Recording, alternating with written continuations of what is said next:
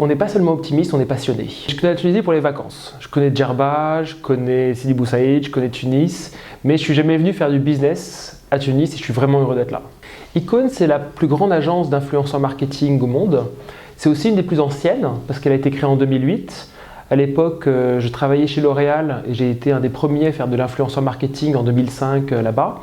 Et j'ai tout de suite cru au potentiel des blogueurs, des créateurs de contenu, des influenceurs pour collaborer avec les marques. Et puis voilà, en 2008, je me suis lancé.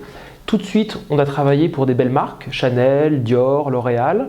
Et puis avec le temps, on est devenu un réseau international. Et aujourd'hui, on ouvre le 10e bureau d'Icône à Tunis. Alors, les chiffres clés, c'est 50 personnes, 10 bureaux. La moitié de l'équipe est en Europe, la moitié est répartie dans le reste du monde. On fait environ 15 millions d'euros de chiffre d'affaires, on est en très forte croissance depuis toujours. Et puis Tunis, c'est notre 10e bureau. On a déjà 5 personnes qui vont être là le jour de l'ouverture officielle du bureau. Et je pense que très vite, Tunis va rentrer dans le top 3 des principaux bureaux d'Icône. On est entre des influenceurs et des marques, et il faut aider les deux. Dans certains marchés où l'influenceur marketing est très développé, on va aider les marques. Parce que c'est très concurrentiel et c'est surtout la stratégie et du contenu. Quand le marché est en train d'émerger, il faut surtout faire grandir les influenceurs pour faire grandir les collaborations. Dans le passé, on a pu avoir des métiers de régie, des métiers d'agence. Aujourd'hui, on est plutôt sur un métier d'agence, mais dans chaque pays, le modèle économique est un peu différent. En Tunisie, on veut faire grandir les deux en même temps, donc on veut travailler avec des influenceurs pour les faire grandir. Et on veut travailler avec des marques pour leur apporter la stratégie. Le métier de l'influenceur marketing, c'est vraiment 3 sujets. D'abord, c'est un sujet de stratégie. Parce qu'entre les micros, les nanos, les célébrités, les collaborations one-shot, les stratégies annuelles, il y a un vrai sujet de parti pris stratégique.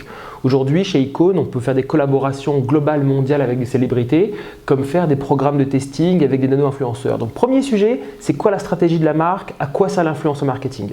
Le deuxième élément, c'est un vrai sujet de storytelling et de contenu. Comment est-ce qu'on accompagne les influenceurs dans la création d'images, de vidéos, d'expériences qui vont être la bonne traduction éditoriale d'un objectif de marque? Et le troisième sujet, c'est le tracking, la performance. Il n'y a pas de secret. Convertir un post en lead ou en vente, c'est pas facile. On peut calculer les vues, on peut calculer l'engagement, l'impression. L'influenceur marketing n'est pas un canal d'acquisition héroïste. Ce n'est pas un canal qu'on peut traquer comme du retargeting, mais c'est un canal qu'on peut traquer sur la réputation, sur l'augmentation de sa base de followers, sur le trafic en magasin, parce que c'est un canal événementiel. On crée des opérations fortes, puissantes, très séquencées, et on doit voir les résultats dans les instants qui suivent. C'est un peu comme avec toi. Aujourd'hui, je passe sur une interview. Demain, après-demain, je verrai les résultats. Ça va être très rapide, très instantané. Néanmoins, l'influence marketing, c'est aussi un canal de construction de marque. Et ça, on le voit parce qu'il y a beaucoup d'influenceurs qui ont créé leur marque. Alors, les plus grands, Kim Kardashian, etc. Et on voit bien qu'avec le temps, avec la répétition, on peut créer des marques. Parce qu'une marque, c'est quoi? C'est de l'amour. Et les influenceurs, ils sont capables de créer ces relations de brand love entre des communautés et des marques. Donc nous, on pense que l'influenceur, c'est vraiment un canal d'émotion.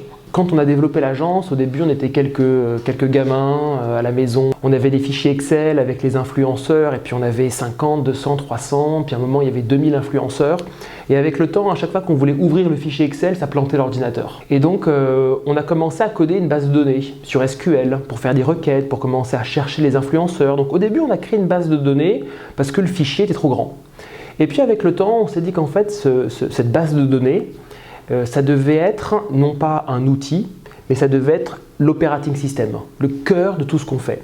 Donc on a créé un logiciel qui s'appelle Campaign, qui a été quand même 2 millions d'euros d'investissement sur 4 ans. Et en fait, c'est un logiciel qui va directement se connecter sur Instagram, sur TikTok, sur YouTube, sur tous les réseaux, de façon audacieuse, pour aller analyser les 2 milliards d'utilisateurs de réseaux sociaux et identifier dans ces 2 milliards de personnes quels sont les 5 millions d'influenceurs. 5 millions d'influenceurs, c'est pour faire simple les gens qui ont passé le cap des 10 000 followers.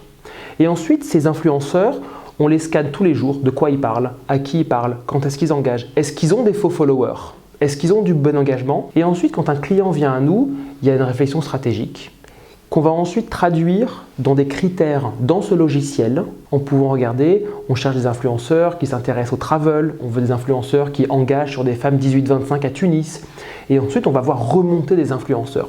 Ce qui est très intéressant, c'est que aujourd'hui on vient en Tunisie, mais on ne s'intéresse pas que aux influenceurs tunisiens. On peut s'intéresser à des influenceurs qui sont à Paris ou à Londres, mais qui vont toucher, parce que c'est la diaspora, qui vont toucher les Tunisiens. Ou à contrario, on peut très bien imaginer demain avoir un brief d'un business dans le tourisme qui nous dit « Moi, mes clients numéro 1, c'est les Allemands, il faut faire venir des influenceurs allemands ». Donc ce logiciel, c'est aussi un moyen pour Icône Tunis d'accéder à un pool d'influenceurs qui va au-delà de ton réseau relationnel.